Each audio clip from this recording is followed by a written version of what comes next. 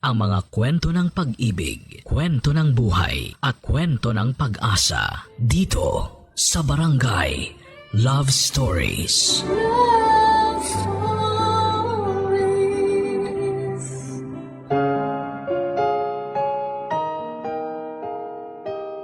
Madalas ay parang hirap ang mga taong mahanap ang nakatakda para sa kanila. Parang kahit saang sulok sila dumaan ay hindi pa rin nila masalubong ang regalo sa kanila ng may kapal. Ikaw, kabarangay, saan mo kaya mahahanap ang taong nakatadhanang makasama mo sa panghabang buhay? Dear Papa Dudut, ako nga pala si Jimmy, 35 years old. Laging sawi sa pag-ibig. Walang naging matino at matagal na nakarelasyon. Pinakamatagal ko na sigurong nakarelasyon ay umabot ng 1 taon. Umabot nga ng 1 taon dahil LDR naman kami kaya malaki ang bawas sa dalas na away at komprontasyon. Sa pagkakaalala ko, wala nga kami naging formal breakup nang naging GF ko na yon. Basta isang araw ay nagkatampuhan kaming dalawa. Hindi na kami nakapag-usap kahit kailan. Walang naging closure pero ayos lang. Hindi rin naman kasi ako ganon ka-invested sa kanya. Lalo na't nasa malayo siya at tamad din namang makipagkita. May mga sinubukan akong i-date ulit pero lahat ay palpak. Hindi ko mahanap yung magkaroon ako ng magandang connection. Yung spark na humalo sa interest.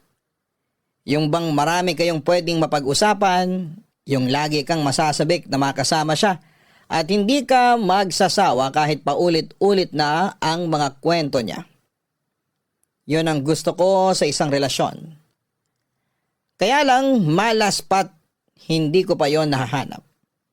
Lagi na nga akong kinakantsawa ng mga kaibigan ko. Lalo na yung best friend ko na si Melody. Kay darang ko lang siya at madalas kong nakakasama dahil iisang barangay lang kami at magkatrabaho pa. Meron na siyang asawa, si Leonard. Mas matanda si Leonard ng 5 taon sa amin. Matalik ko rin siyang kaibigan at meron na silang isang anak at masaya silang nagsasama. Kaya ganon kalakas ang loob ni Melody na kantsawan ako dahil alam niyang hindi ko siya magagantihan dahil masaya na siya sa buhay pag-ibig niya. Alam kong gusto lang niya akong maging masaya sa piling ng magmamahal sa akin at mamahalin ko pabalik. Pero ang hirap kasing maghanap sa panahon ngayon, naka-vibe mo na at gusto ka rin niya, Papa Dudut.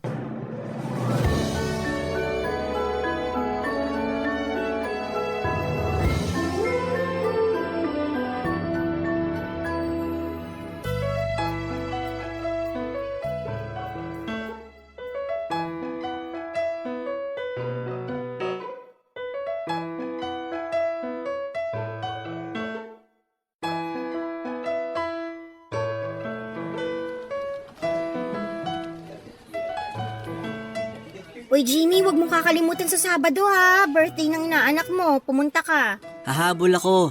May ganap ako sa Sabado eh. Yan ka na naman ha. Lagi mo sinasabing hahabol ka pero hindi ka naman tumutuloy. Pupunta nga ako. Malilate lang ng konti. Iaabot ko na lang din sa'yo sa Friday yung regalo ko sa kanya. I-cash mo na lang yung regalo mo sa inaanak mo para mapakinabangan ko rin. Ay, hindi pwede. Anak mo lang dapat ang makinabang. Lagi na nga kitang nililibre rito sa office. Tigilan mo nga ako, Melody. O sige na. Kala ko lang makakalusot. Pero bonggahan mo nga yung regalo mo ha. Iwan mo yung resibo para ma-check ang presyo. Para naman matuwa yung inaanak mo. At ako na rin ako mari mo. Uy, hindi naman ganun kalaki yung sahod ko. May existing loan pa ako sa co-op. Kasi naman, maghanap ka ng kahati mo sa pagre-regalo sa mga inaanak mo lalo tuwing Pasko. Para hindi mabigat sa bulsa mo. Yan ka na naman ha. Pipilitin mo na naman ako maghanap ng girlfriend. Kasi naman Jimmy, magpapalit na naman tayo ng kalendaryo pero wala ka pa rin napapakilalang bagong karelasyon. Hindi lang naman akong single sa mundo. Sila na lang i-pressure mo, wag na ako. Quota na ako sa'yo eh. Concern lang naman kasi ako sa'yo. Wala pa rin ba talaga? Baka naman meron na pero ayaw mo lang magkwento. Wala nga. Lagi ko namang sinasabi sa'yo kapag meron akong nililigawan. Sa ngayon, wala pa talaga akong nakikilala na maayos. Ikaw naman kasi, ang dami ko nang pinakilala sa'yo pero sinayang mo lang. Ha? Anong sinayang? Hindi lang kami swak sa isa't isa. Walang sayang dun. Ang choosy mo kasi. Akala mo naman lumilevel kay Ding Dong Dantes ang itsura mo. Sobra ka talaga, Mang Down. Huwag na lang kaya ako pumunta sa Sabado. Tampo agad eh. Ang gusto ko lang mangyari kasi, mahanap mo na yung the one para sa'yo. Tingnan mo ko. Oo na. Ikaw nang nakahanap ng forever sa piling ng Leonard mo. Gusto pa talagang manginggit. Lakas na nga makapressure, malakas pang manginggit. Kung madadaan ka sa inggit para lang mapabilis na ang paghahanap mo ng jowa, ay naku talaga. Araw-araw ko ipapamukha sa'yo na super happy ako sa pagsasama namin ni Leonard. At masaya naman ako para sa inyo. Kaya lang magkakaiba kasi tayo ng kapalaran. Malay mo, nakatakdang maging single ako forever. Uy, hindi pwede. May pangarap pa ako para sa atin ni na Leonard at sa magiging asawa mo. Pangarap? Pangarap ko na isang araw, sa pagtanda natin, magkikita-kita tayo tuwing linggo sa bahay niyo o sa bahay namin ni Leonard. Tapos, magtsatsaa tayo at kakain ng sakto sa tamis na panghimagas. Ay, tapos magkukwentuhan tayo sa nakaraan, magtatawanan. Ay, tapos magpapayabangan tayo sa mga apo natin kung sino pinakamatalino, pinakabibo at pinakagwapo. Maganda yung pagpaplano mo sa future natin, ha? Pero nakaka-pressure. Huwag ganun. Hayaan lang natin na mag-unfold yung mga bagay-bagay sa tamang panahon. Walang dapat pilitin. Nakakahanap ka talaga lagi ng rason para maging single, ha? Gusto ko na rin naman magkaroon ng karelasyon. Pero kung wala pa talaga, hindi ko naman pipilitin. Baka mamaya mapunta pa ako sa maling tao ulit.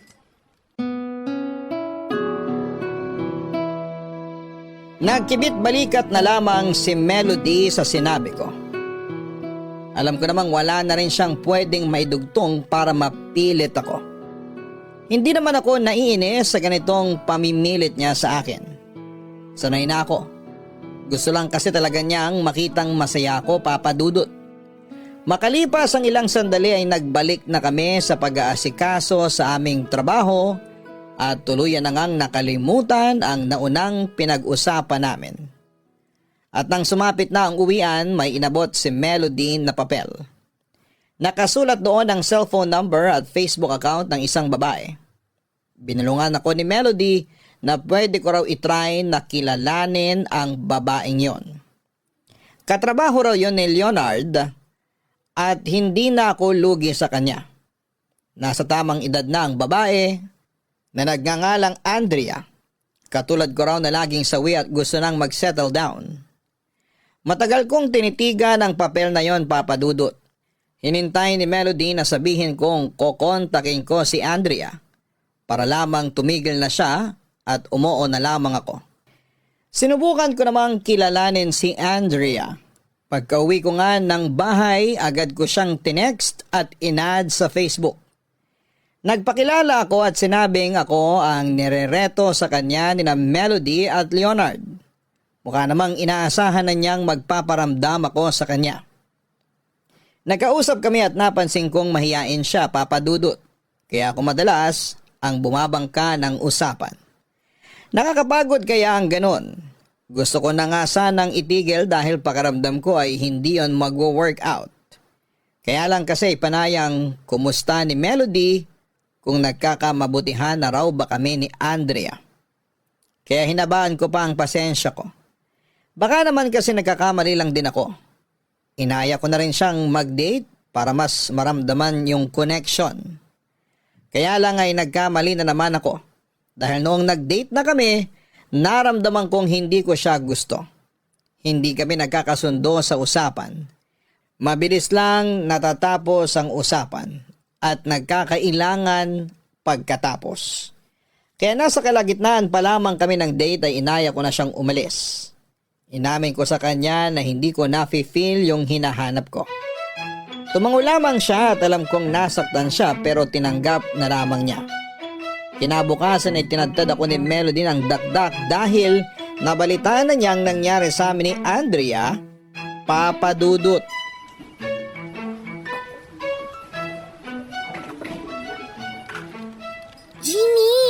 Yes, Ma'am Melody. Seryoso ako. Seryoso rin naman ako.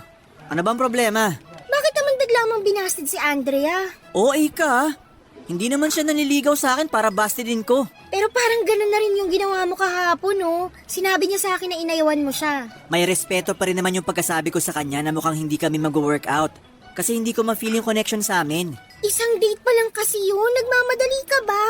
Kaya nga may dating stage para makilala mo pa yung tao bago ka magdesisyon. Para kasi sa akin, pag una pa lang wala na akong naramdamang connection, titigil na ako agad. Masyado kang judgmental kasi. Syempre sa unang date, maiilang pa sa'yo si Andrea, babae yun eh. Kahit naman nung magkausap kami sa chat, wala rin akong ma-feel eh. Hindi siya makarelate sa mga sinasabi ko. Ganon din siya. Magkaiba kami ng hobbies. Magkaiba kami ng prinsipyo. Paano mag-workout yun?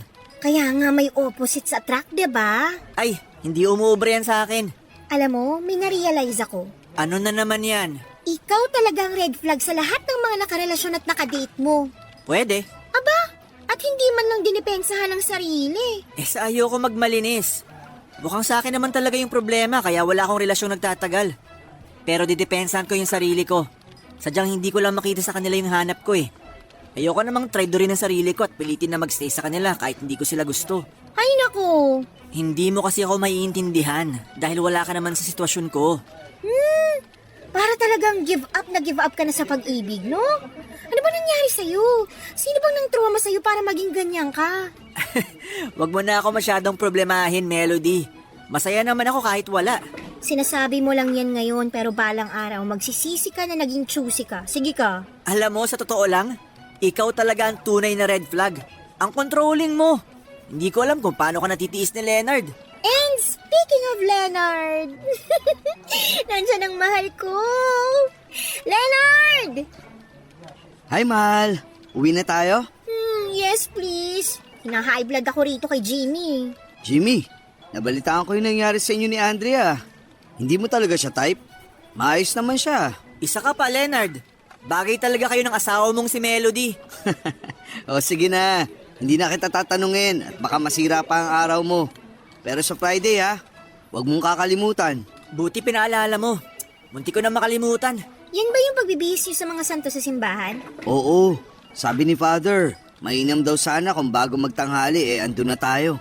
Sila na raw ang bahala sa lunch natin. Sama ka ba, Melody? Para may pakinabang ka naman sa simbahan. Aray, Jimmy Pero mas umaray ako sa tawa mo, mahal. Biro lang, Mahal. Tara na, naghihintay na yung anak natin sa bahay. O paano, Jimmy? Sa Friday na lang ha? Sige, ingat kayo. Payakap na lang sa inaanak ko. Pinagmasdan ko ang dalawang kaibigan ko na sina Melody at Leonard habang papaalis ng opisina namin. Napangiti ako, ang ganda nilang tignan.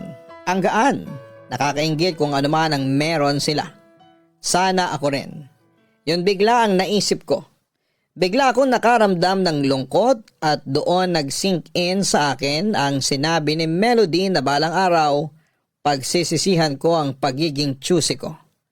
Bigla ko naisip ang magiging future ko kung mag-isa lamang ako sa buhay sa pagtanda. Magugustuhan ko ba yon? Napailing ako. Doon ko na-realize na gusto ko naman pala talagang magkaroon ng mamahalin at mamahalin din ako pabalik. Parang kina Melody at Leonard. Suwak sa isa't isa. Maganda ang connection at parehong masaya. Kailan naman kaya ako? Nalungkot ako sa naisip kong yon. Kaya winaksi ko pansamantala ang naiisip kong yon. At saka inayos na ang mesa ko para makaalis na rin. Hindi muna ako umuwi ng bahay. Nagpunta muna ako sa simbahan para makausap si Father. Nakipagkwentuhan lang ako saglit at saka binisita ang mga santo na bibihisan namin sa Biyernes. Malungkot kong pinagmasdan ang mga santo na yon. Dahil naalala ko pa. Noong bata pa lamang ako, ang mga santo na yon ang madalas kong kinakausap para ibulong kay Lord. Nabiyayaan ako ng taong mamahalin ko at mamahalin ako pabalik. Lagpas 30 na ako pero wala pa ring dumarating. Siguro ay na-traffic yung hiling ko. Hindi ko alam at bago ako umalis sa harapan ng mga santo na yon, muli ako nagbalik sa nakaraan. 10 taong gulang lamang ako nung nakulong ako sa kwarto kung saan nandoon ang mga santong yon. Para mawala ang takot ko ay kinausap ko sila at sinabihan ang mga sikreto ko. Alam kong safe ang sikreto ko sa kanila dahil hindi naman sila nakapagsasalita. Kaya nung mga oras na yon, sinabi ko sa kanila ang nagpapabigat sa dibdib ko. Bakla ako, yun ang sinabi ko. Ang mga santong yon ang unang nakaalam sa totoong kasarian ko. Papa Dudut.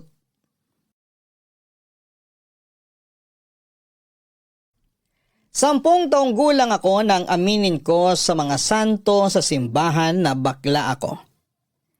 Natatandaan ko pa sa tuwing siesta ng mga magulang ko ay lagi akong pumupunta sa likuran ng bahay. Malapit sa kusina namin. Doon ko isinusuot ang bestida ng ate ko na itinakas ko. Kahit ilang minuto lang nasuot ko yon habang nakaupo sa lupa, ay pakaramdam ko ay malaya at masaya ako. Doon ko talaga napagtanto na binabae ang puso ko.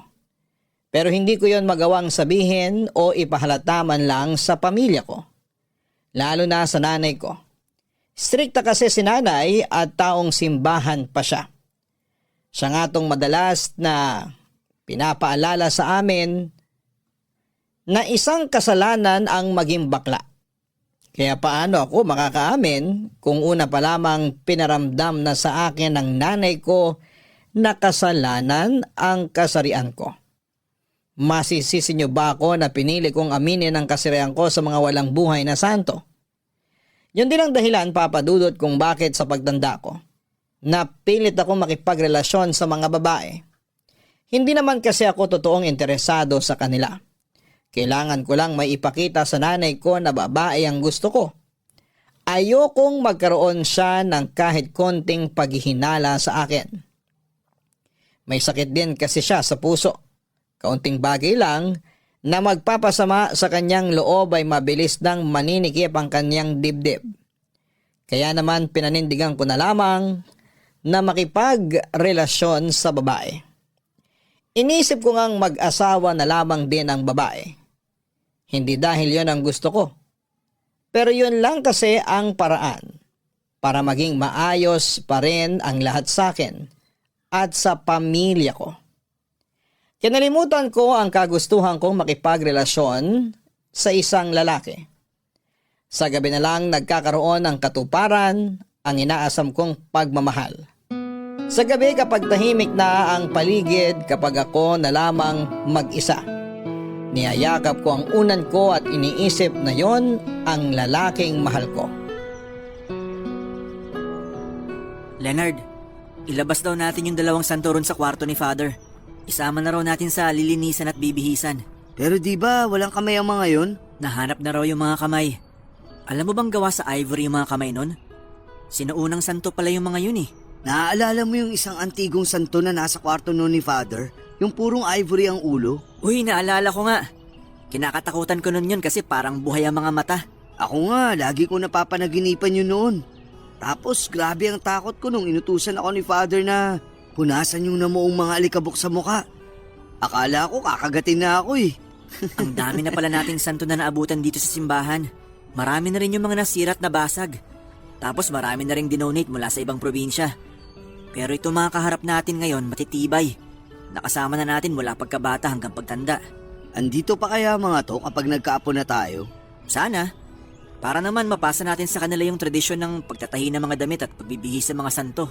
Pag lumaki-laki pa ng konti yung anak ko, turuan natin siya kung paano bihisan ng santo. Sana hindi siya matakot. Yun nga eh.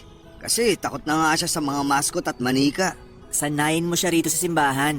Kapag masyado na siyang malapit sa mga santo, kahit madaling araw mong pabihisan, hindi na yan matatakot. Sana nga. May bago raw palang irereto sa'yo si Melody. Umiral na naman ang pagiging kupidong palpak ni Melody. Nakita ko yung Facebook niya ha. Maganda at sexy. Sabi ni Melody, matalino rin daw. Scholar mula elementary hanggang kolehiyo. Maganda rin daw ang trabaho. Almost perfect na nga raw eh. Ang tanong, makakasundo ko kaya? Oo yan. Marami raw kayong mapag-uusapang topic. Mahilig din daw siya mamundok at saka mag-drawing. Parehas kayo. Mukhang nakakaintriga ang babaeng yan ah. Kailan daw papakilala ni Melody sa akin?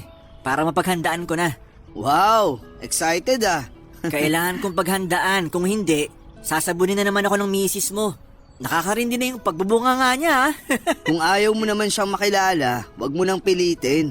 Kung gusto mo, ako na lang magsabi kay Melody na tinatanggihan mo. Ano naman ang irarason ko? Sabihin mo, na-enjoy mo pa ang pagiging single. Sinabi ko na yan. Mas lalo lang nagpursige na ipilit sa akin yung mga nirereto niya. Kapag yan nga ang linya ko, bigla siyang magdadrama. Paano na raw yung plano niya sa pagtanda natin? Magkakasama tayong nagtsatsa at kumakain ng sakto sa tamis na panghimagas. Kung ano-ano lang talaga ang naiisip ng asawa mong yun eh. Nakakalungkot lang. Nakakalungkot ang alin. Wala, Yan ka na naman ah. Nagsiselos ka na naman ba? mas andun ako sa natatakot. Natatakot? Na baka isang araw, may makilala ka, tapos iiwan mo na ako. Leonard, alam naman nating parehong pinasok nating relasyon, di ba? Alam natin na hanggang ganito lang tayo. May asawa ka't anak. Ako naman, naglilihim pa rin sa lahat na babae ang gusto ko. Ang komplikado. Alam ko naman kung ano ang lugar natin sa isa't isa. Kaya lang, hindi ko naman maiwasan na magselos, matakot at masaktan kapag nalalaman ko na pumapayag ka sa mga nirereto ng misis ko. Nahihirapan din naman ako magpanggap na ayos lang sa akin na makipag-date sa mga babaeng yon. Pero kung alam mo lang, Kung alam ko lang na ano, na sa tuwing kasama ko sila, ikaw pa rin ang iniisip ko.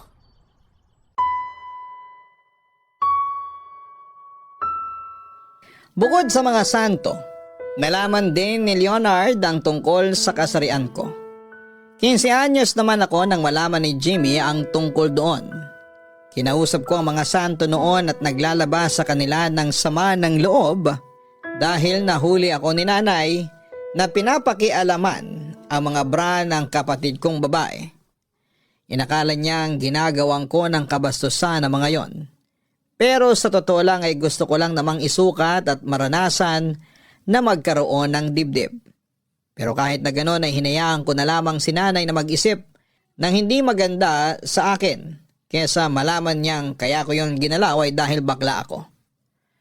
Pagkatapos nga akong mapagalitan ay pumunta ako kaagad sa simbahan para magsumbong sa mga santo.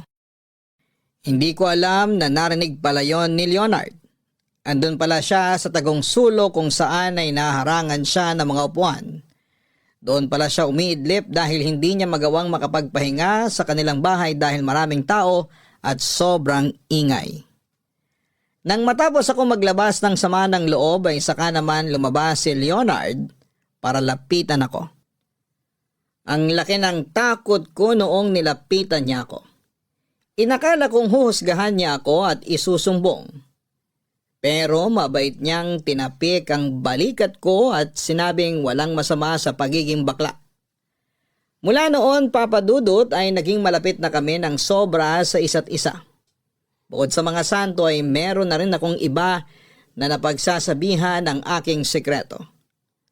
Ako nga rin ang naging tulay para maging sila ni Melody at sa uli ay magkatuluyan.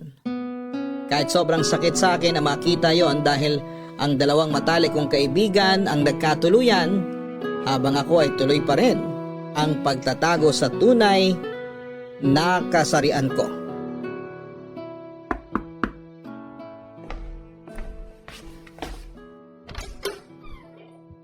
Jimmy! Anong ginagawa mo rito? Ibabalik ko lang sana tong libro mo at makikitambay lang muna sana rito sa bahay nyo. Pwede mo namang iabot na lang sa akin tong libro sa office bukas eh. Nag-abala ka pang pumunta rito. Gusto ko nga kasi makipagkwentuhan muna sa'yo. Nalulungkot ako sa bahay eh. Ay nako, sabi naman kasi sa'yo na... Magjowa na ako. Paulit-ulit. Gusto ko lang makakwentuhan ng kaibigan ko ngayon. Hindi ka relasyon ang hanap ko. Wrong timing ka. Alis ako. Pupunta ako sa school ng inaanak mo. May PTA meeting kami. Mamayang hapon na ako makakabalik. Ano ba yan? Sayang naman ang effort kong pumunta rito. Aalis ka naman pala. Kay Leonard ka na lang makipagkwentuhan. Andito naman siya. Leonard! Andito si Jimmy!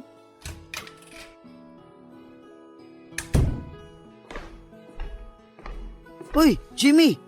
Anong meron? Samahan mo muna siya ha. Nalulungkot daw kasi. Sabi ko naman... Nako, Pipilitin mo na namang makipagrelasyon si Jamie. Ako nang bahala. Sige na, umalis ka na, mahal. At baka malate ka sa PTA meeting nyo. Ingat ka ha. Salamat, mahal. Jimmy, pasensya na ulit ha. Babawi ako sa'yo sa susunod. Magaling naman mang-entertain tong si Leonard. Siya na bahala sa'yo. Alis na ako. Namiss mo ako, no? Pupunta ba ako rito kung hindi? Mukha namang si Melody ang dadalawin mo sana. Rebound mo lang ako eh. Palusot ko lang yon. Ikaw talaga ang gusto kong makita. Halika nga rito. Pakis. Ang lambot naman ng labi mo, darling ko. Namiss ko yan. Ikaw kasi. Bihira mo na akong samahang magbihis sa mga santo. Wala ka tuloy, kiss. Lagi kasing nagkakasakit ang inaanak mo eh. Kaya hindi ako makadaan sa simbahan. Hindi mo nga rin ako tinatawagan. Hirap nga rin akong tawagan ka kasi lagi nakadikit si Melody sa akin. Hindi naman siya mag-iisip ng masama kung makita niyang ako ang kausap mo. Gusto ko lang mag-ingat. Kasi naman kapag kausap kita, hindi ko mapigilan na mapangiti at kiligin eh. Ako rin naman. Wala ba rito ang inaanak ko? Wala. Andun sa lola niya, kasama ng mga pinsan niya. Bukas pa uuwi. Solo natin ang buong bahay. Matutupad na ang pangarap ko. Pangarap? Pangarap ko na magbahay-bahayan.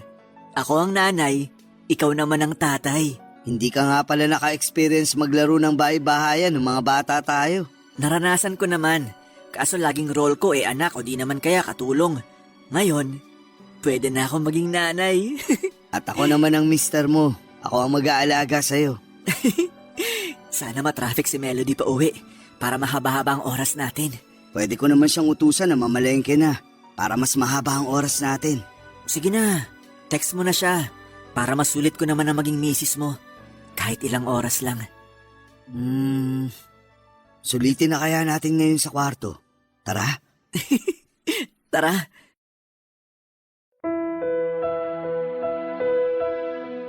Mula noong inamin ko kay Leonard na isa akong bakla, naging komportable na ako sa kanya.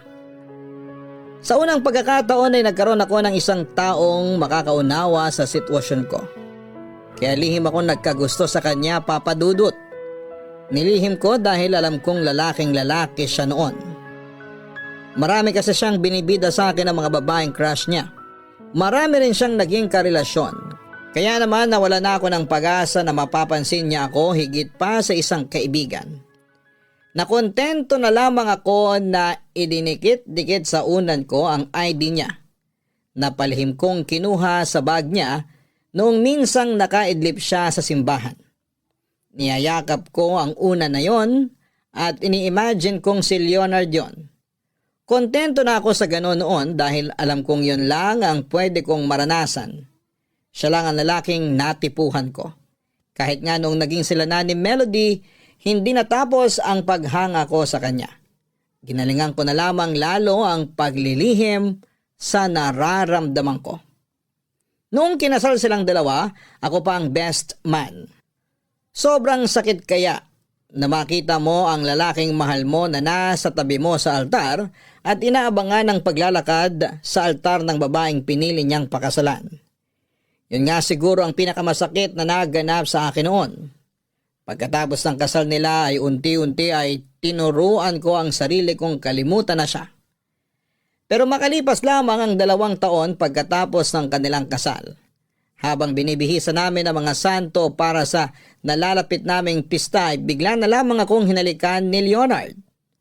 At doon niya inamin sa akin na katulad niya ako. Isang bakla. Inamin din niya sa akin na mahal niya ako noon pa man. Pero natatakot siyang umamin dahil hindi pa niya tanggap ang kasarian niya. Kaya naman nagpanggap siyang babaero para matabunan ang nararamdaman niyang takot sa umuusbong na tunay na kasarian niya.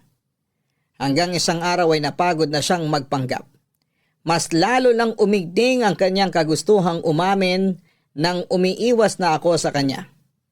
Doon daw niya na-realize na ako ang gusto niya at hindi si Melody.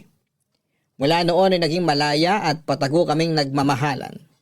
Magulo hindi ba? Malaya naming nasasabi sa isa't isa ang pagmamahal namin at kasarian namin.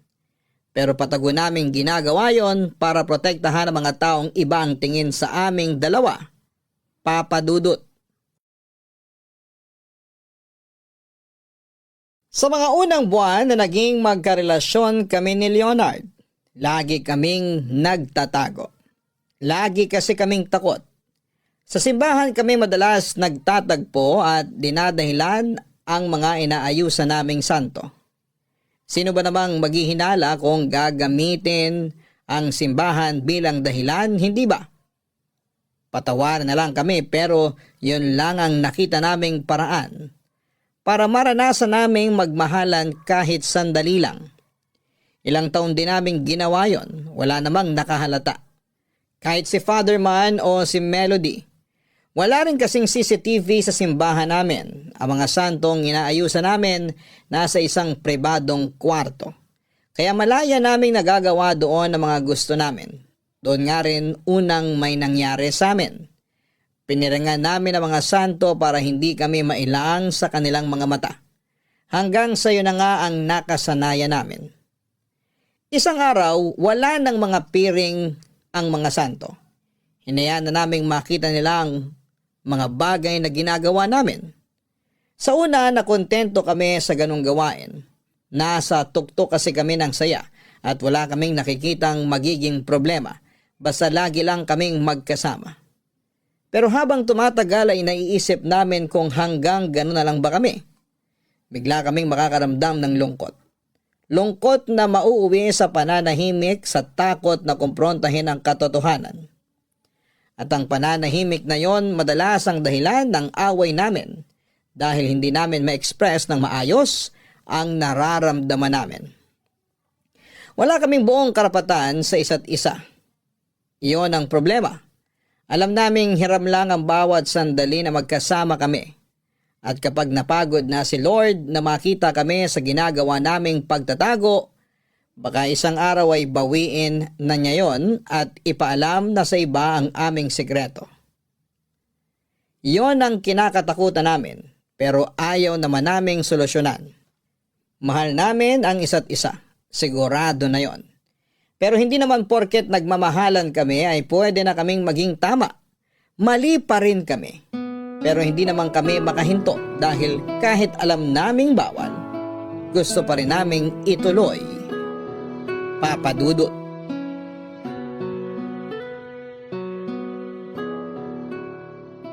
Ano kaya kung dilaw o kulay ginto naman ang ipasuot natin sa mga santo sa parada? Sundan na lang natin ang sinabi ni Father. Pula talagang nakasanayang kulay. Mas bagay din daw kasi sa mga kamay ng santo. Mas lumilitaw ang ganda. Oo nga pala. Nagpapagawa ulit si Father ng mga bagong damit para sa mga santo. Nabanggit niya nung nakasalubong ko sa kahapon. Bakit? Hindi na ba kasya yung mga nauna nating ginawa? Tumaba ba sila? Psst! Huwag ka magbiro ng ganyan. Nakakatakot. Gumagawa na nga tayo ng hindi maganda sa harapan nila tapos gaganyanin mo pa. Sorry po. So, kailan ba natin sisimulan magtahi ng damit para makabawi naman tayo sa mga kasalanan natin sa kanila? Naisip ko next Friday. Uy, mansa rin natin yun ah. Kaya nga yun ang araw na naisip ko para makapag-date na rin tayo. Okay lang ba kung sa apartment mo na lang natin gawin? Sige, gusto ko yan. Magluluto ako ng sinigang na hipon. Natakam naman ako bigla. Alam mo, naisip ko, paano kaya kung doon na rin ako matulog sa'yo ng 2 gabi? Papaalam ko kay Melody. Papayag kaya siya? Oo yan. Basta gawaing simbahan, hindi siya umihindi sa akin. Teka, tatawagan ko na para makapagpaalam na ako.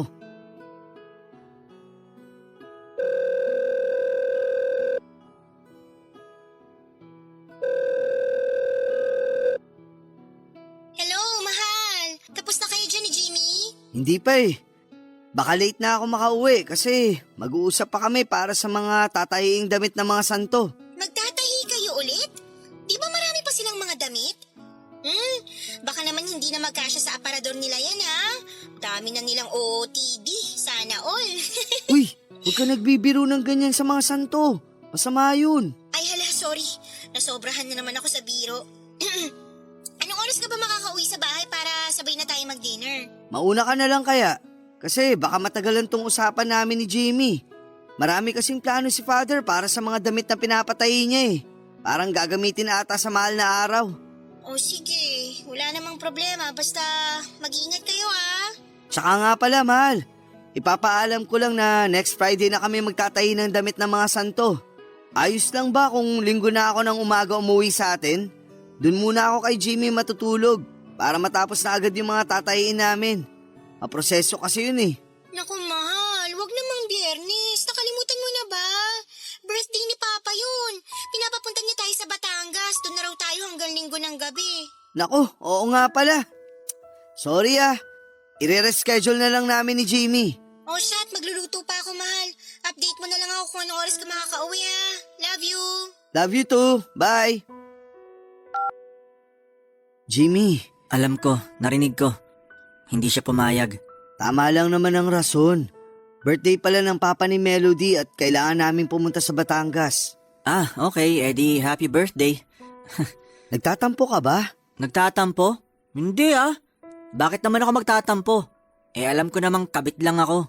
May hinanakit ka. Ramdam ko. Meron nga. Pero ano pang magagawa ko? Ito ng sitwasyon natin.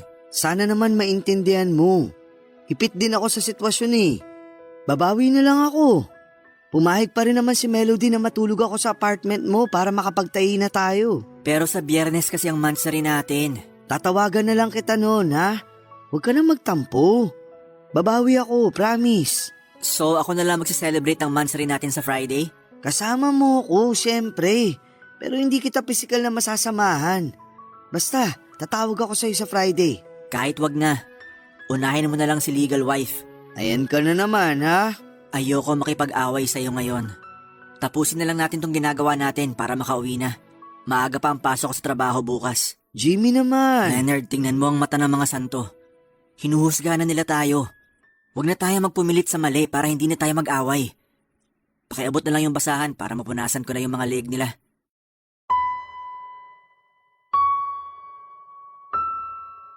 Nagkatampuhan kaming dalawa at halos mabingi kami sa katahimikan habang inaayos ang mga santo. Minadali ko ang paglilinis para makalis na kaagad. Gusto ko na kasing makauwi para makaiyak na sa aking kwarto. Hindi naman ako pinilit ni Leonard na makipag-usap pa sa kanya. Hinayaan niya akong magdamdam. Pagka-uwi ko ng bahay, tinatad niya ng messages ang cellphone ko. Nagsusorry ito at sinabing babawi siya. Noong gabing yon, nagpadala siya ng pagkain at bulaklak para sa akin.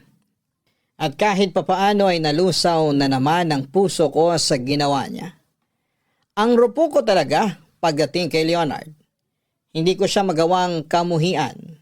Hindi ko siya magawang iwan. Sobra ang pagmamahal ko sa kanya. Nahanda akong magtago lagi basta makasama ko lamang siya. Nagkaayos din kami noong gabing yon at plinano na lamang namin na mag-overnight siya sa bahay sa ibang araw. Naging maayos kaming muli. Nang sumapit na ang Biyernes, tinutuon naman ni Leonard ang pangako niyang tatawagan niya ako. Yun nga lang ay late na siyang nakatawag. Bandang 11:00 na ng gabi.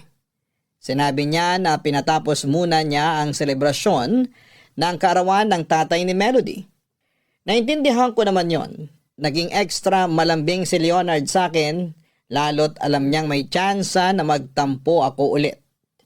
Kinantahan pa nga niya ako, 2 oras ata kaming mahigit na nag-usap. Pagkatapos noon ay ako na rin mismo ang nagpaalam para hindi makahalata si Melody.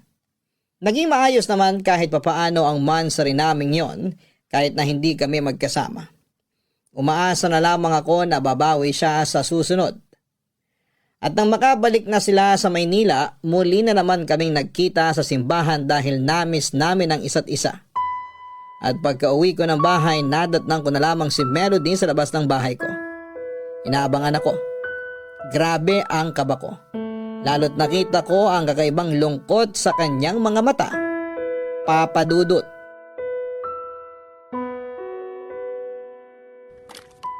Melody, anong ginagawa mo rito? Jimmy! Ayos ka lang ba? Tara muna sa loob ng bahay. Huwag na. Dito na lang tayo sa labas. Kailangan ko magpahangin Nahihirapan ako makahinga. Ano bang nangyari? Si Leonard kasi. Ano nangyari kay Leonard? Narinig ko siya nung Friday ng gabi habang nasa Batangas kami. Bandang 11:11 yun. Anong narinig mo? May kalandian siyang ibang babae sa cellphone. Ibang babae? Narinig ko sila eh. Akala ni Leonard mag-isa lang siya sa balkonahe pero nandun lang ako nun sa gilid. Hindi niya ako napansin kasi sobrang busy niya na nakikipagharutan sa kausap niya sa phone. Baka naman kaibigan lang niya yun. Alam mo naman ang tono ng boses ng asawa mo. Tunog naglalandi palagi kahit naman hindi. Hindi, alam ko kalandian niya yun. Ganun na ganun siya nung nagsisimula pa lang kami. Alam ko kung paano humarot ang asawa ko. Nagkakamali ka lang, Melody. Napapraning. Narinig ko sila. Mansa rin nila nung Biyernes na yun. Ha? Seryoso ba? Nakakagalit naman kung totoo yan. Totoo nga, maniwala ka. Panay pang sorry ni Leonard kasi hindi sila magkasama ng kabit niya sa mansa rin nila. Jimmy, anong gagawin ko? Pero pakiramdam ko, mali lang naman ang interpretasyon mo nun. Baka mali rin ang dinig mo. Hayaan mo, kakausapin ko siya pag nagkita kami sa simbahan sa susunod. Wag! Ayoko malaman niya na alam ko na. Para masolusyonan na agad natin ang problema nyo. Sana pala, hinayaan ko na lang na magtahi na lang kayo ng damit ng mga santo nung Biyernes para wala siyang bakanting oras para tawagan ang kabit niya. Kasalanan ko to eh. Dapat hindi ko na siya pinilit na sumama sa Batangas. Nalaman ko lang tuloy ang totoo. Mabuti nga't nalaman mo na. At least ngayon, hindi ka na bulag sa mga nangyayari. Naisip ko nga na sana, ikaw na lang ang nakahuli sa kanya para makumpronta mo siya agad. Kaysa ako mismo nakahuli. Ang hirap sabihin sa kanya kasi baka iwan niya ako at piliin niya yung kabit niya. Bakit naman niya pipiliin yung kabit? Eh ikaw yung legal wife. Ay nako talaga ang kabit na yan. Ang kakapal ng pagmumuka. Hindi na sila nahiya sa ginagawa nila. Thank you, Jimmy ah. At least nakahanap ako ng kakampi ngayon. Wala kasi ako ibang mapagsabihan eh. Alam mo naman na, ikaw lang ang mapagkakatiwala ako sa ganitong sitwasyon. Huwag kang mag-alala. Kakampi mo ako. Ay, nakakainis yung si Leonard. Ang tinumo na ngang asawa tapos nagawa pa talaga niya magloko. Gano'n na ba kagwapong tingin niya sa sarili niya? Baka naman kasi may mali rin ako sa relasyon namin na hindi ko alam. Jimmy, ano bang masamang ugali ko na pwede kong baguhin para hindi na siya pumunta dun sa kabit niya? Walang dapat baguhin sa'yo kasi maayos kang tao. Si Leonard at ang kabit niya ang mali rito. Pero baka dahil sa pananamit ko, sa itsura ko, kaya siya nawalan ng gana. Kasi napansin ko ilang taon na kaming mag-asawa pero bihira na may mangyari sa amin. Ako palagi nag-aaya eh. Kaya nga, hindi na nasundan yung panganay namin kasi wala nang ganap na masyado sa amin. Ayoko namang sabihin sa kanya ang issue ko na yun kasi nakakahiya na parang ako yung laging sabik sa kama. Pero nararamdaman ko na hindi na siya interesado sa akin eh. Pakiramdam ko tuloy ang pangit ko na. Huwag mong isipin yan. Maganda ka. Sexy pa. Bulag lang siguro yung si Leonard at hindi niya yun makita. Ginawa ko naman ang lahat, Jimmy. Bakit nagawa niya pa rin akong lukuin? Uulitin ko, Melody. Walang mali sa'yo. Baka lang kasi nabubulagan lang tong si Leonard. Hayaan mo. Balang araw, marirealize niya na mali ang ginagawa niya. Handaan mo, kabit lang yon. Kasal kayo. Ikaw ang mas may karapatan sa kanya. Kahit akong mas may karapatan sa kanya, iba naman ang mahal niya. Kapag sinasabihan niya ako ng I love you, parang ibang taong kaharap niya. Nung una akala ko, praning lang ako. Pero ngayon nakumpirma kong may kabit na siya. Doon ko na-realize na tama yung kutob ko dati pa. Mas pinili ko lang talagang magtiwala eh. Humanda talaga yung si Leonard sa akin kapag nagkita kami sa simbahan. Papaaminin ko siya kapag hindi ako nakapagpigil. Sa harapan pa ng mga santo ko yun gagawin para hindi siya makapagsinungaling. Jimmy, wag na please. Baka maging dahilan pa yan para iwan niya ako. Hindi ko kaya mawala si Leonard sa akin. Ikamamatay ko yun. Mahal na mahal ko siya. Kailangan ng anak ko ng ama. Hindi siya pwedeng mawala. Please, Jimmy. Huwag mo sasabihin sa kanya na alam ko na. Ha? Ha?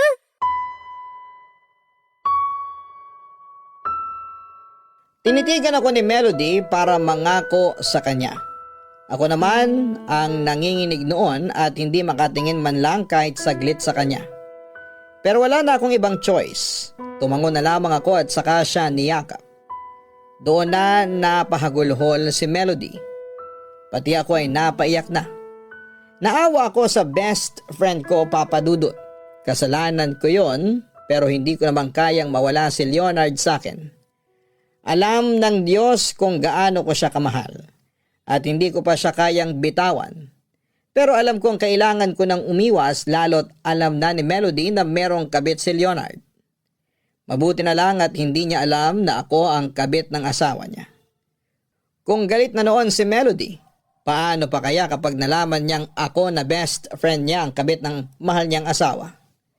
Bigla rin ay naisip ko ang inaanak ko, ang anak nila.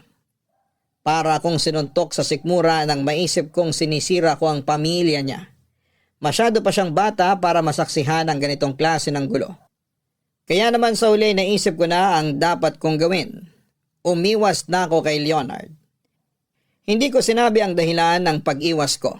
Nangako kasi ako kay Melody na walang malalaman si Leonard. Sobrang hirap noon kasi gustuhin ko mang magpaliwanag. Sa bigla kong paglayo ay hindi ko magawa. Hindi na rin ako pumupunta ng simbahan para makaiwas na ako sa kanya. Nabalitaan ko na lang kay Father na palagi raw akong hinahanap ni Leonard. Pero nagdahilan na lang ako na marami akong trabaho na kailangang tapusin. Sinabi ko na lang, Papa Dudut, na babawi na lamang ako sa susunod. Naintindihan naman ako ni Father, si Father na lang tuloy ang tumutulong kay Leonard sa pag-aasikaso sa mga santo. Habang si Melody naman ay panayang lapit at iyak sa akin. Hindi pa rin talaga niya magawang tanggapin na merong iba ang asawa niya. Sinubukan niyang mag-imbestiga pero wala siyang napala.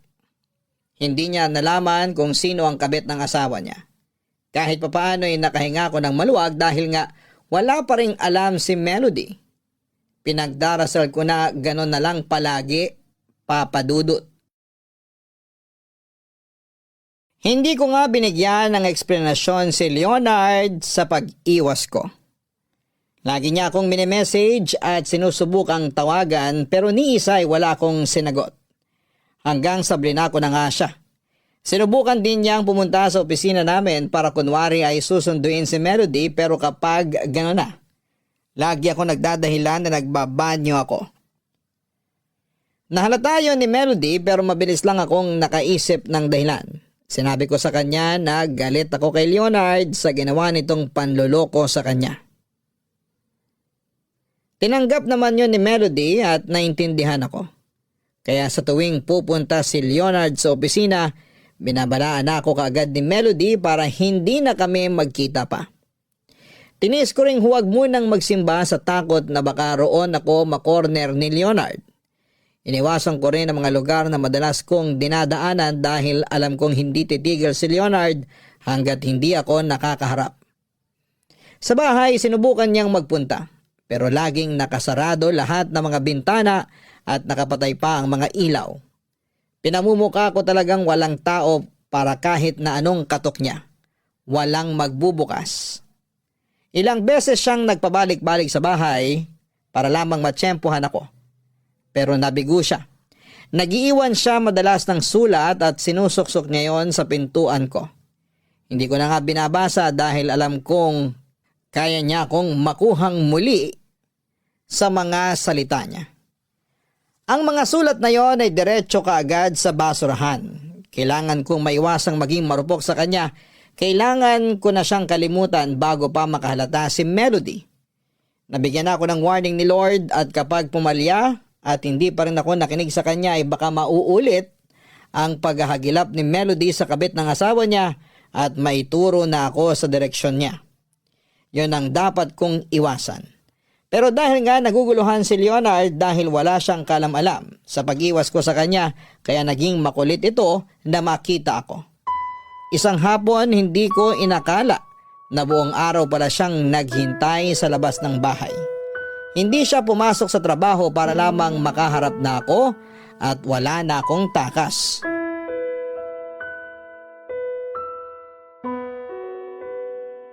Anong ginagawa mo rito? Gusto kong mag-usap tayo. Walang dapat pag-usapan. Ano ba nangyayari, Jimmy? Sabihin mo naman sa akin. Parang awa mo na. Bakit bigla ka nalang umiiwas? Wala. May nagawa ba ako? Sabihin mo sa akin para ayusin ko. Wala kang dapat gawin. Hayaan mo na ako. Hindi pwede. Sobrang namimiss na kita, Jimmy. Hindi na ako makapagtrabaho ng maayos mula nung iniwasan mo ko. Umalis ka na, please. Hindi ako aalis dito hanggat hindi mo sinasabi sa akin kung bakit ka ganito ngayon. Ay, okay naman tayo nung huli tayo nagkita. Ang lambing mo pa sa akin. Tapos kinabukasan, bigla ka nalang hindi nagpaparamdam. Leonard, Ipaliwanag mo sa akin kung bakit mo ako pinapahirapan ngayon. Anong ginawa ko, Jamie? Ano? Meron ka na bang iba? May nagustuhan ka na ba sa mga babaeng nirereto sa'yo ng asawa ko? Sabihin mo sa akin. iniiwasan kita dahil kay Melody. Wala naman siyang alam. Ituloy lang natin kasi... Alam na niya, Leonard. Hindi ka naging maingat. Narinig ka niyang kausap mo ko nung mansari natin. Alam na niya ang tungkol sa atin? Hindi niya alam na ako ang kabit mo. Basta alam niya lang na meron kang iba. Ayun naman pala eh. Ingatan na lang natin na huwag mahuli. Akala ko naman alam niyang ikaw ang kabit ko. Kinabahan ako ron ah. Hindi ka ba nakikinig, Leonard? Sign na to na itigil na natin ang panloloko kay Melody. Pero hindi naman niya alam na ikaw yung kabit. Nag-iinala lang siya. Mabuti nga at nasabi mo to para makapaganda ako kapag kinumpronta niya ako. Hindi ka talaga nakikinig. Alanganin na tong sitwasyon natin. Kahit hindi niya alam na ako ang kabit, naghihinala pa rin siya. Huwag na natin hintayin na mag-imbestiga siya at malaman na niya sa dulo na ako sumisira sa pamilya niya. Wala kang sinisirang pamilya, Jimmy. Wala pa sa ngayon. Pero kapag pinagpatuloy natin to, maapektuhan na ang anak mo. Gusto mo ba yun? Hindi niya malalaman. Mag-iingat tayo. Hindi mo talaga maintindihan. Hindi dapat natin to ginagawa. Mali to. Matauhan ka na rin. Paano ako matatauhan? Mahal kita. Hanggang saan tayo dadalhin ng pagmamahal mo? Kasi sa ngayon, hindi naman tayo maabante. Lagi tayong nakatago sa sulok. Kasi alam nating pareho na mali tayo. Di gawin nating tama. Paanong magiging tamang sitwasyon natin? Leonard, kabit ako. Yan ang totoo. Kahit baliktarin natin ang lahat, doon pa rin ang punta ko. Paano kung tumakas na lang tayo para hindi ka na maging kabit? Anong ibig mong sabihin? Nung iniiwasan mo ko, doon ko napatunayan na ikaw na talaga ang gusto kong makasama. Ikaw ang mahal ko at hindi na si Melody. Huwag mong sabihin yan, Leonard. Huwag mo akong paasahin para lang bumalik tayo sa dati. Hindi tayo babalik sa dati. Iibahin na natin ang sitwasyon. Hindi ka na magiging kabit. Itatakas na kita sa posisyon mo. Magpapakalayo-layo na tayo. Magbabagong buhay tayo? Nang magkasama. Tayo lang. Wala nang iba. Talikuran na natin ang dati nating mundo. Magsama na tayo. Hindi ako handa. Hindi rin naman ako handa pero hindi ko na rin kasi kayang mabuhay na wala ka sa buhay ko. Mahal na mahal kita, Jamie. Hindi ko to sinasabi lang para manipulahin kang bumalik sa akin. Ikaw na ang pinipili ko. Handa na akong lumadlad sa mundo. Ayoko na magtago. Handa na rin ako. Pero paano si Melody? Mapapatawad din niya tayo balang araw. At ang anak mo? Ay, sa totoo lang, ayokong isipin muna ang anak ko. Dahil alam kong siya ang kahinaan ko. Pero hindi ko na kayang magpanggap na mahal ko pa ang nanay niya. Ikaw na kasi talaga ang mahal ko, Jimmy. Kaya susugal ako. At sana balang araw, kapag nakita tayo ng anak ko na masayang magkasama, dahil pinaglaban natin ang pagmamahalan natin, baka maintindihan din niya. Susugal na ako. Mahal na mahal din kita, Leonard. Sa huli naging marupok ako. Bumalik ako sa mga bisig ni Leonard. Agad ko siyang pinapasok sa loob ng bahay bago pa may makahalata sa amin. Doon ay nagyakapan kami at naghalikan. Sinulit namin ang mga oras na yon at bumawi sa mga pagkakalayo namin ng ilang araw. Doon ko talaga napatunayan na mahal namin ang isa't isa. Ang mga tingin niya sa akin hindi matatawaran. Ramdam ko hanggang sa mga buto ko ang pagmamahal niya. Ganon din ang pinaramdam ko sa kanya. May nangyaring muli sa amin at habang nakahiga kami sa kama, tumunog ang kanyang cellphone. Tumawag si Melody. Sinagot naman niya yon at pumunta muna ako sa banyo para mabigyan sila ng privacy. Pero rinig ko pa rin ang pag-uusap nila. Nagdarasal ako na sana'y hindi maging marupok si Leonard para hindi na nito maisipang bumalik pa kay Melody. Pagkatapos nilang mag-usap, saka ako lumapit. Hindi ko na kailangang magtanong. Sinabi niya ang naging usapan nila. Wala pa rin naman daw hinala si Melody. Tinanong lang kung anong oras siya uuwi. Tumango lamang ako at pagkatapos ay nilatag na ni Leonard ang plano sa pagtakas namin. Sinabi niyang magkita kami sa Lunes ng madaling araw sa simbahan. Sa kwarto ng mga santo na inaalagaan namin. Magdala lang daw ako ng sapat na damit at ayusin na ang lahat ng kailangan sa iiwan kong apartment. Tumango ako at ilang araw pa bago sumapit ang Lunes. Kaya marami pa kaming oras para maasikaso ang mga nakabinbin naming obligasyon. Ang hirap makiharap kay Melody sa trabaho habang hinihintay ang pagsapit ng araw ng pinakahihintay namin ang asawa niya.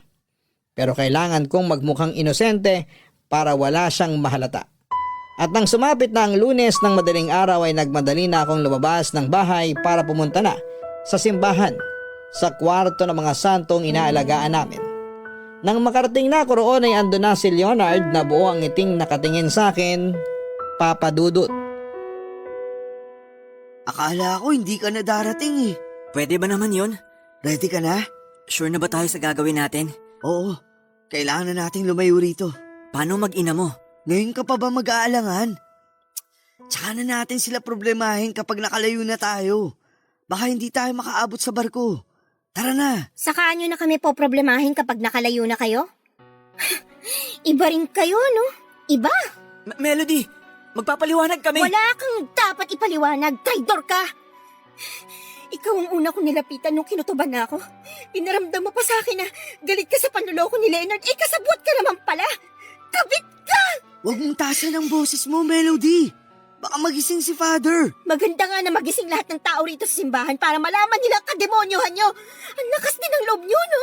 Tagapag-alaga kayo ng mga santo pero galawan nyo pang demonyo.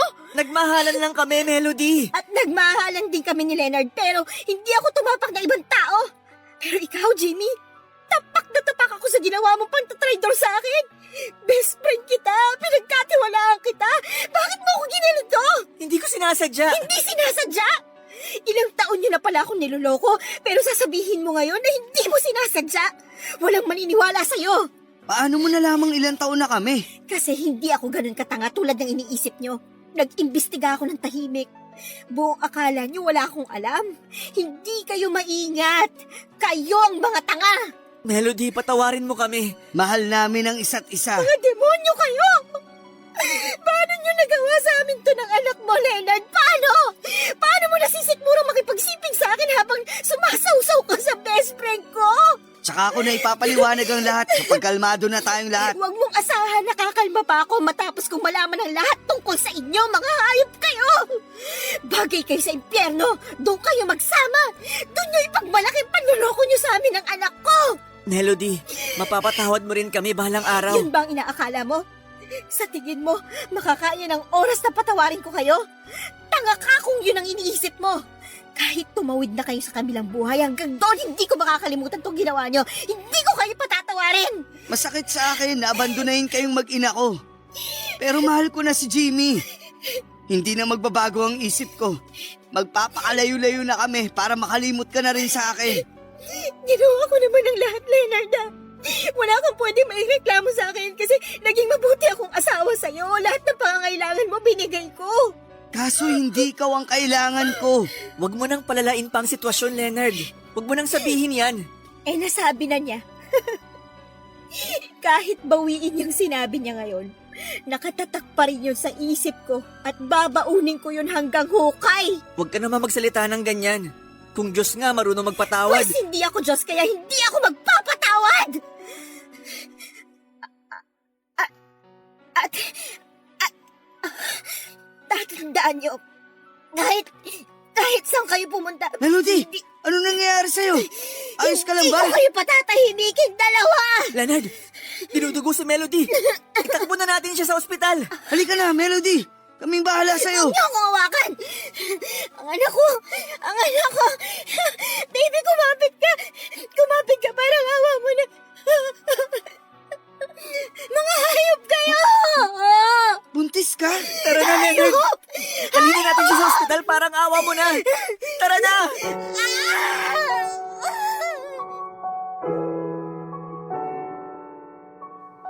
Kahit na ilang beses kaming tinaboy ni Melody, pinilit pa rin namin siyang isakay sa taxi para maidala na sa ospital. Sinamahan ni Leonard si Melody sa emergency room habang ako naman ay dumiretso sa chapel. Nagdasal ako na sana'y walang mangyaring hindi maganda kina Melody at sa sanggol na nasa kanyang sinapupunan pa. Panay ang iyak ko noon, dala ng matinding konsensya. Mag-isa ko lang noon sa chapel kaya malaya kong ibinuhos doon ang lahat ng konsensya at sakit na nararamdaman ko. Hanggang sa bigla akong mapatitig sa isang santo doon. Pamilyar ang santo na yon. Nilapitan ko at hinawakan. Ang santo na yon ay galing sa aming simbahan. Yon ang pinakaunang santo na kinausap ko noong time na sinabi ko ang sikreto ko bilang isang bakla. Doon pala dinonate yon ng simbahan namin. Mas lalo tuloy akong napahagulhol. Wala naman akong intensyon na manakit ng tao. Gusto ko lang namang maging masaya, pero alam kong nakasakit na ako dahil naging makasarili ako at inayawan ko ang sarili ko dahil doon. Halos hindi na matapos ang iyak ko. Hanggang sa biglang nakarinig ako ng yapak mula sa aking likuran. Paglingon ko ay andon si Leonard Papadudut. Lumapit siya sa akin at saka niyakap ako. Umiyak ito. Nang kumalma siya ay nagtanong ako sa kalagayan ni Melody at ng kanilang anak. Nakunan pala si Melody. Doon ako mas lalong nadurog. Dahil sa amin ay may isang anghel na hindi na nasilayan ang mundo. Nakisabay si Leonard sa pag-iyak sa akin at pinilit naming magpakalma. Hinawakan ko ang kamay niya at nilapit siya sa santo na nakita ko. Ipinakita ko yon sa kanya kahit si Leonard pamilyar doon dahil minsan na rin niyang binihisan ng santo na yon. Sinabi ko ang alaala ng santo na yon sa akin. Malungkot kong ikinuwento sa kanyang muli ang nakaraan ko. Tahimik lang siyang nakikinig. Nang matapos akong magkwento, hinarap ko siya. Hinawakan ang mga kamay at saka nagpaalam. Nagpaalam na ako ng tuluyan sa relasyon naming dalawa dahil hindi ko na masikmura pa na may mga inosenteng madamay. Hindi naman nagsalita pa si Leonard at parang tinanggap ang desisyon ko. Napakasakit noon sa akin pero alam kong kailangan ko yung gawin. Sinabi ko sa kanya na bumalik siya kay Melody, hindi pa rin siya umiimik. Pinipilit ko siya alang-alang sa natitira nilang anak. Doon na siya umiyak at saka niyakap ako. Nag-iyakan kaming muli at parang wala nang katapusan ang mga luha namin. Pinilit ko nang kumawala sa mga yakap niya habang may lakas pa ako para tuluyan ng layuan siya. Pinakawalan naman niya ako. Dinampot ko na ang bag ko at sa huling pagkakataon nilapitan at hinawakan ko ang santong unang nakakilala sa aking pagkatao. Nagpaalam ako at humingi ng tawad sa mga nagawa ko. At pagkatapos noon ay umalis na ako sa chapel at lumabas na ng ospital. Mag-isa kong tinupad ang paglayo sa lugar na yon para makapagsimula at makapagbagong buhay. Walang Leonard, walang bakas ng kahapon. Tanging ako lang. Magsisimula akong muli at itatama kung ano man ang mga naging pagkakamali ko. May 2 taon na mula nang umalis ako sa amin at wala na akong naging balita kina Melody at Leonard. Hindi na kami muli nakapag-usap ang tatlo at mas mabuti na rin yon dahil baka makatulong sa paghilom yon ng mga sugat namin. Mas magandang huwag nang kutkutin ang sugat para tuluyan na yung matuyo at gumaling. Magkaroon man yon ng pekla at ayos na rin dahil yon ang magsisilbing alaala na minsan. Nagkamali kami at pipilitin naming itama yon. Sa kasalukuyan, para hindi na maulit sa kinabukasan. Maraming salamat po sa pagbasa at pakikinig sa aking kwento. Patawad sa lahat ng mga nasaktan ko. Ako ang inyong kapuso at kabarangay forever, Jimmy. Hindi madaling magsimulang muli pagkatapos ng isang pagkakamali. Lalo na kung ang tingin sa iyo ng lahat ay ang taong nakasakit sa kanila. Pero kailangan mo magsimulang muli, dapat ay natuto ka na at hindi na uulit. Isang malaki at masakit na aral ang binato sa iyo dahil sa pagkakamaling agawin mo ang isang lalaking naikasal na. At sana'y baunin mo sa iyong puso ang natutunan mo para hindi ka na umulit na makasugat ng iba na gusto lang namang mamuhay ng masaya at payapa. Jimmy, hindi pa naman talaga huli ang lahat, hindi lang para itama ang naging pagkakamali. Hindi pa huli ang lahat para maging masaya. Hindi mo man legal na nakuha ang kasiyahan noon, pero sa pagkakataon ngayon, kapag tama na ang mga desisyon mo ay makakamtan mo rin ang saya. At sa pagkakataong ito, ikaw na sana ang nasa tama. Hangad kong makuha mo ang kapatawaran na inaasa mo at higit sa lahat ay hangad kong makita mo na ang mga matagal mo nang hinihiling sa mga santong inalagaan mo. Hanggang sa muli, ako po ang inyong si Papa Dudut sa mga kwento ng pag-ibig, buhay at pag-asa sa Barangay Love Stories number 1. Barangay Love Stories. Barangay Love Stories. O ikaw, kabarangay, kumukulo rin ba dugo mo?